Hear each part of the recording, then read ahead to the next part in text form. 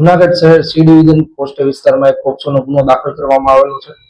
જે બનાવની વિગત એવી છે કે આ કામે આરોપી પાર્થ રાજેશભાઈ કાચા કે જેઓ એક સગીર વયની દીકરી હોય તેઓની સાથે પ્રેમ સંબંધ કેળવી તેઓની બાળક બુદ્ધિનો લાભ લઈ તેઓને લગ્ન કરવાની લાલચ આપી ફોસલાવી પોટાવી તેઓને દુષ્કર્મ કરેલું અને આ અન્વયે જે સગીર વયની દીકરી છે તે ક્યારેક જો આ બાબતનો ઇનકાર કરે તો તેઓને ડરાવી ધમકાવી જાનથી મારી નાખવાની ધમકી આપી અને બળજબરીથી તેઓની સાથે અવારનવાર દુષ્કર્મ કરેલો હોય જેથી આ બાબતે તેઓના વાલી વારસ દ્વારા ફરિયાદ આપતા સી ડિવિઝન પોસ્ટે ખાતે પોક્સોનો ગુનો દાખલ કરવામાં આવેલો છે।